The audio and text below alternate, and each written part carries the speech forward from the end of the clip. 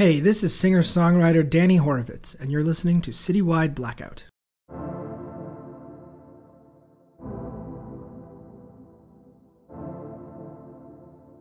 Hey everyone, and welcome back to Citywide Bytes. This is our live Saturday morning show. Very glad you're all here. I'm really glad to be here too, because in just a little bit, I'll be talking to Mark Femino. He is a musician with 30 years of experience, guys. 30 years of doing this stuff. We're talking to him in just 1 second.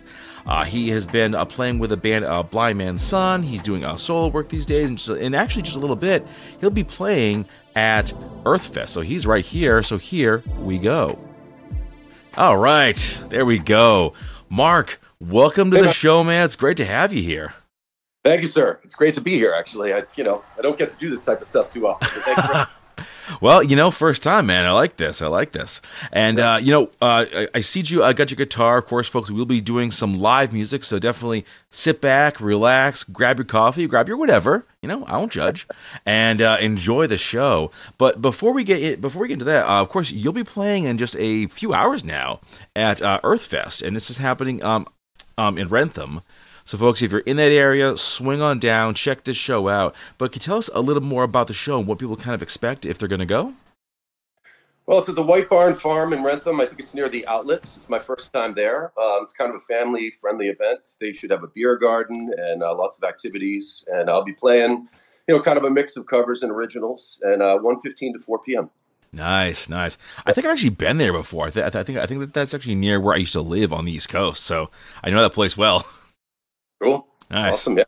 All right. And you also have a new single out called Damn Girl. This was released at the beginning of the month, and I see you smile, man, because reading about this song and listening to it, I thought, this is the most darkly hilarious breakup song I've ever heard.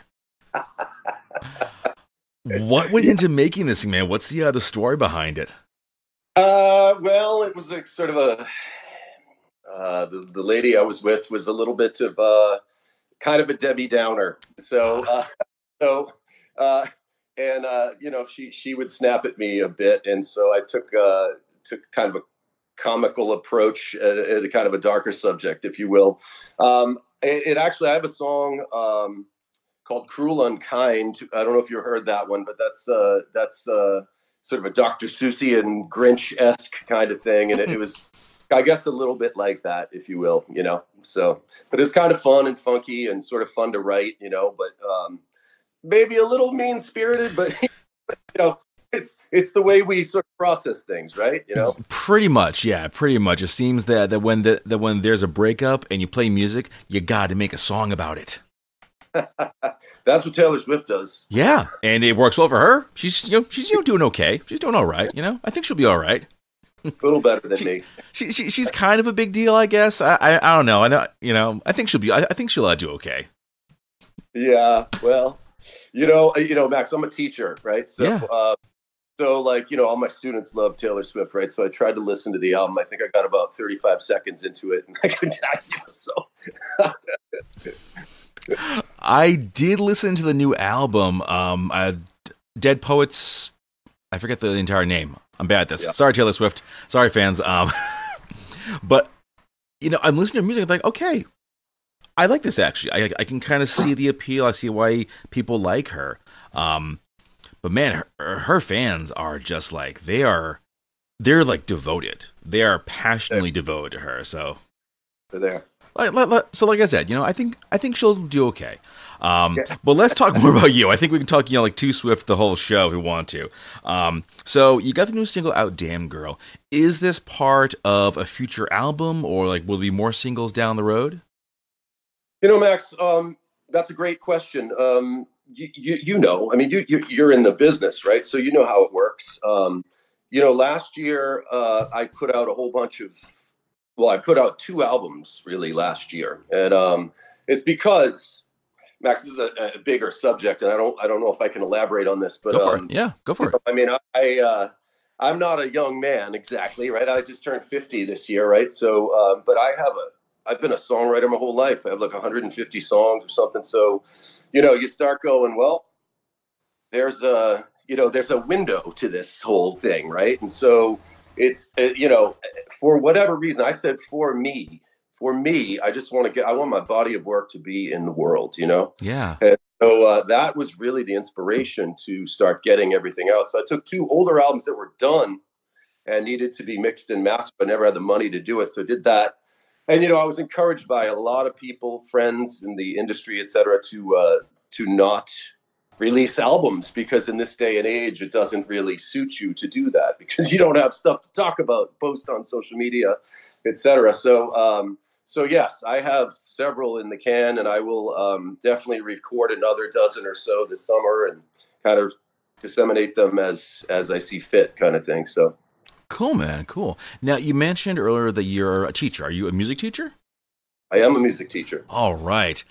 I'm curious how you teach. What's your style, especially if you're working with folks who are just like fresh out the gate, brand new to music?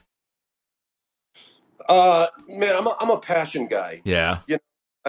First of all, I'm a chorus teacher and I teach guitar and ukulele and a lot of electronic recording, all that kind of stuff. So, I definitely err on the side of like wanting my students to be passionate about what they sing, which, I'm not going to throw like just madrigals at them all day kind of thing, but I will try to incorporate all that stuff as well. But I definitely want kids to follow their passion, because that's how I was, when I was a kid, playing music. I went to an all boys prep school, right? I'm sure you can tell by my awesome haircut. Exactly right.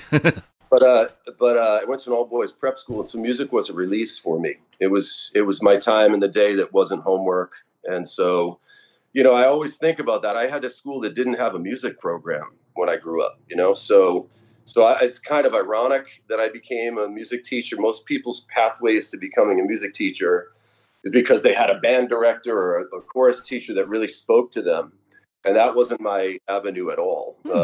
And was more like, I love music. I'm good with kids, sort of silly, so there it was, All right. Do your students ever ask to hear about like tour stories or time like on the road? They do. I don't know if you read my bio at all. I was in a band in my 20s. Actually, this picture behind me. Yeah. But that was my band in the 90s called Blind Man's Son. Mm-hmm. And a jam band in the 90s, and we have some pretty epic stories. It was a pretty successful band. We always say 10,000 albums we sold. I don't know if that's true, but it's somewhere in the ballpark like that. And real spectacle to see that band, 6 pieces, like marimba, amazing piano player, guitar, drums, percussion, bass, the whole thing, And so and there were some really, really cool stories. We had real fans that would sing along with the tunes and all that kind of stuff. We played with some pretty good sized bands, that kind of stuff. And so, yeah, they definitely want to hear it. My students like to get me on tangents, which I'm pretty good at. I can just like derail a class right off the bat,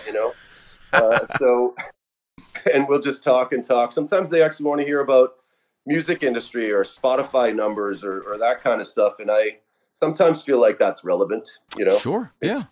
It's, piece of it, just like the recording piece. Like I love to have kids that aren't necessarily, playing a specific instrument or reading notes that might have, a pathway to music through electronic music, something along those lines, Okay. All right. Well, you got your guitar, and I think now's the time. Why don't you do a song? Okay. All right. Can you hear this? Yes, I can. Yeah. All right. This is a song called Distance that I like to play live sometimes. It goes a little like this.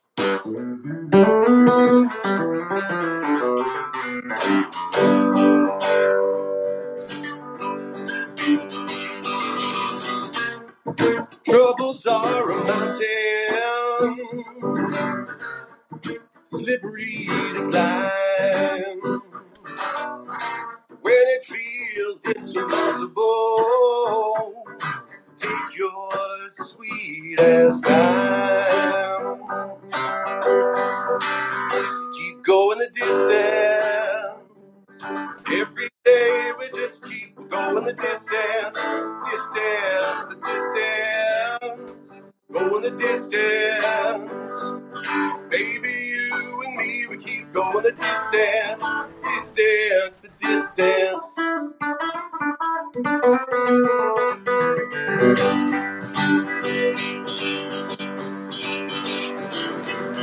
Got no choice but keep on climbing, getting away, yeah. One false move and you could end it all. No one really cares. Keep going the distance. Every day we just keep going the distance. Distance, the distance. Going the distance. Baby, you and me, we keep going the distance. Distance, the distance. It's like 3-part harmony here. And then it keeps going on and on. So. Nice, man. Very cool. Very cool. Yep. All right. We talked earlier about the Earthfest show, and I'm kind of curious, when you do play live, are there certain songs that people just kind of want to hear from you? Do you have any like fan favorites? You mean covers or originals? Both. Usually live. Going to California is a real popular one. Yeah. Sometimes like Rich Girl might be popular. I like taking some songs that are like piano based, and because you might see I'm sort of a finger style guitar player. Yep. Get in the video, but let's see. I'm always doing this sort of stuff. You know what I mean? So like, I like taking piano songs, like The Way It Is. Yeah.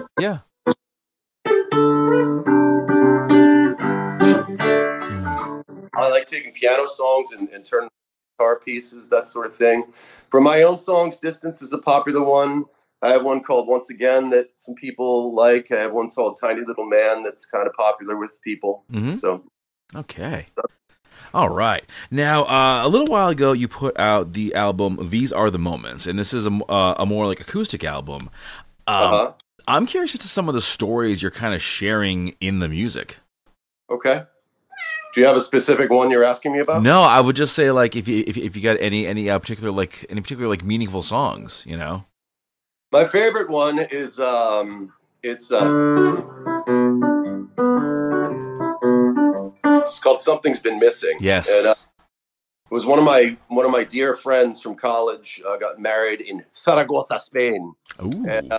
And he was marrying a woman from there, and he's Irish actually, but sounds British. And I said to him, "Would you be cool if I wrote a song for your wedding?" And he was cool with that. And so there's some Spanish. The chorus in that song is Spanish, and so and it's the whole situation of the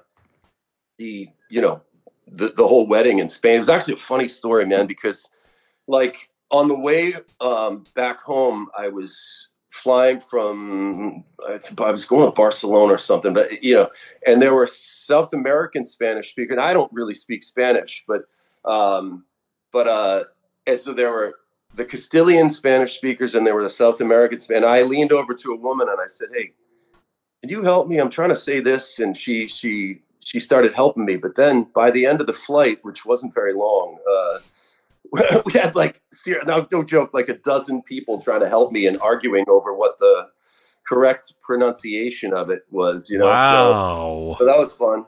These Are the Moments itself was same group of friends, was another wedding actually, and they're not all about weddings, but another dear friend. But that one's a little different twist on it because it was early in my teaching career. And Max, I teach 1 through 12. I have a really strange job. And, many people do that anymore. So in the morning, I'm like dancing around with kids and then going to teach high school chorus or something like that. But it was more about like a lot of teachers would say at the beginning of their career, it's like you almost have no life, right? So so it was more about trying to, these are the moments you just can't let get away. Squeeze every ounce of life and hope for a better day, because I was so stressed. I don't think I slept for 4 years. You know what I mean? I had a baby at home. Oh, geez. So there's that too. And All the Poor Intentions, that was about, a couple of tough relationships, my brother and myself, and some, a little darker twist on that one. But I love that. I've never played that song live, actually, because you really need 3-part harmony to make that song work. Sure. And it's really difficult to do. I'd love to someday, have some really nice harmonies, System is a Wheel. That's a weird song. Just kind of, I was on a Ferris wheel and I was thinking what a dumb ride this is.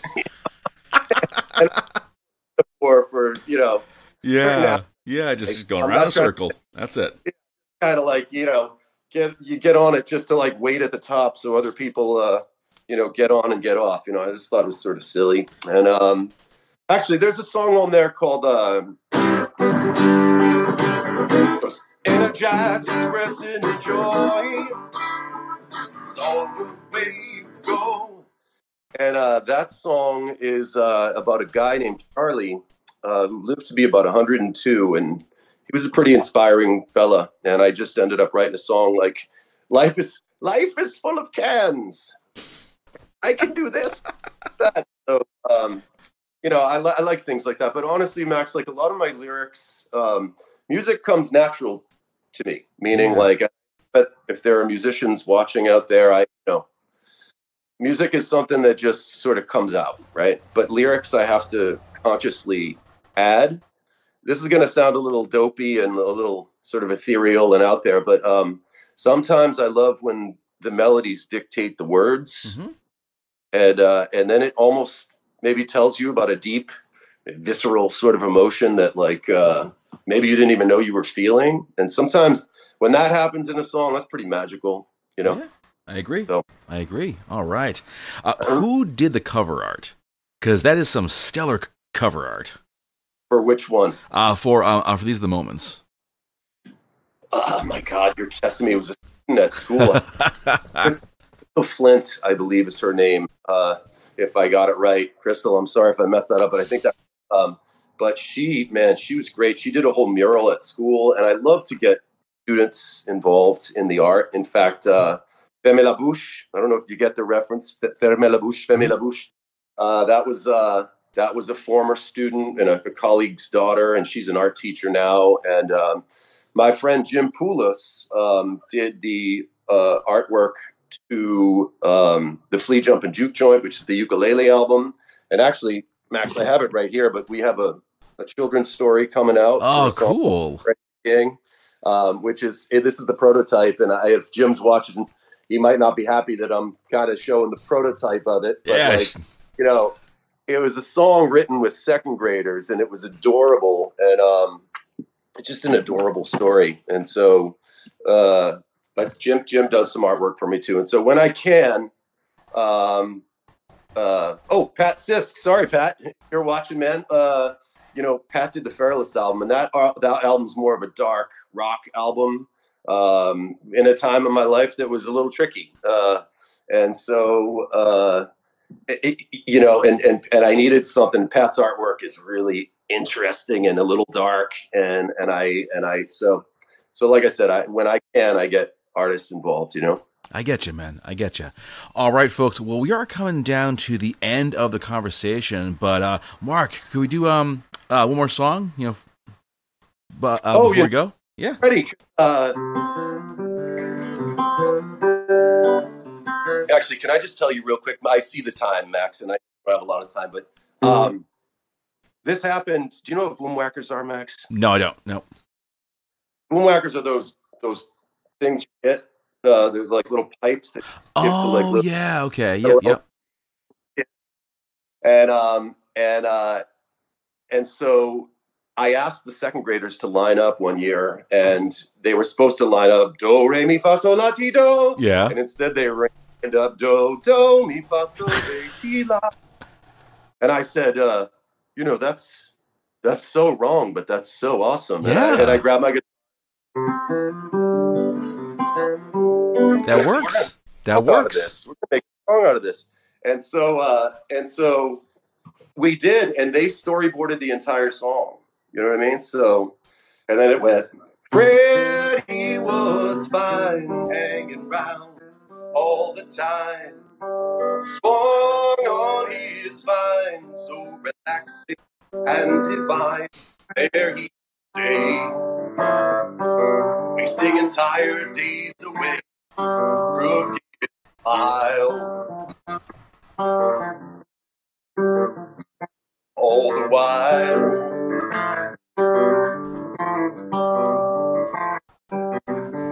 Freddie fell down on the ground, looked around, fell in some bush, heard his tush there in a bush, as if to say, come and play with me. And Freddie wanted to see. I don't know if you want me to play the whole songs, man. That was so cool, man. I love how that just kind of started from your kids just, doing their thing, and then boom, song. It was a real, I love when magic moments happen to me. That's probably why I'm still doing it at 50 years old. You know what I'm saying? Yeah. Hey, man, like 30 years, you got to love it, right? Yeah. Okay. Before we go, I do have to ask, how'd you get started? I mean, you've been doing this for like 30 years, performing, making music, teaching. How'd you get started this in the first place? Kids ask me that all the time, and it really was like a music class. So maybe that is why I became a teacher. It was a teacher that, asked for a specific rhythm. Maybe it was like, kind of one of these things going on and nobody could do it, and I could do it. And I said, oh, maybe I got something going. And then I picked up the trumpet, and then I had like your kind of piano lessons. And then, I don't know how old you are, Max, but like, I'm a child of the 80s, right? Mm-hmm. So say what you will about the hair bands and all that kind of stuff, but they had fantastic guitar players, a lot of them, you know what I mean? Mm-hmm. And so, that was a big influence. And so once I got my first guitar, I had a pretty good ear, and I pretty much started writing almost immediately when I picked up my first guitar, and that's basically it. And then, of course, the dream of playing in bands and touring took hold, and then the rest is history, man. I love it. All right, folks. Well, we are bringing this show to a close. Mark Femino, thank you so much for joining me. It's been an absolute pleasure. And folks, markfemino.com, FEMINO. Everything's there. Follow him on Spotify. Listen to Damn Girl. Check out These Are the Moments. There's a shirt you can buy for the album cover. Get that shirt, guys. It's a pretty awesome shirt. It's pretty amazing stuff. If you happen to be in the Rentham area, check out Earthfest. I'm sure it's going to be an absolute blast. And Mark, thanks again, man. We'll be talking again real soon, I'm sure. Thanks for having me, Max. All right. And guys, I'll see you next time.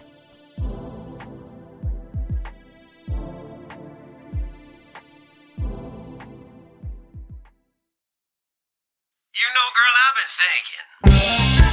There's been some tension between us lately, and it don't feel too good. There are some things I've been meaning to say to you. Now, I know there's two sides to the story, and I definitely ain't perfect. But this is my side. So here we go. Being with you feels about the same as being alone. Lights are on, but there's never anybody home. A conversation's just like getting blood from a stone. Damn, girl, you're bringing me down. Drummers drumming up a conundrum, coming up once more. Flirt with assertion, but uncertainty's right at the core. So much space is placed, so trying to reassure you. Damn, girl, you're bringing me down. Just quit bringing me down. Please quit bringing me down. Just quit bringing me down. Please quit bringing me down. Just quit bringing me down. Please quit bringing me down.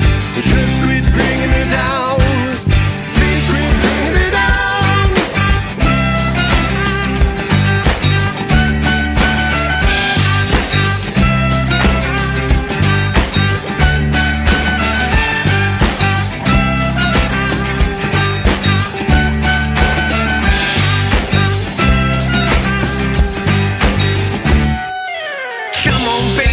it always have to be so cold? The theory lacks facts and the practicing is getting old. Too bad, cause at first I felt you deep in my soul. But damn, girl, you're bringing me down. Miscommunication is not communication at all. Throw me a bone so I can chuck it right over your wall. But even to get inside means I'm screaming down empty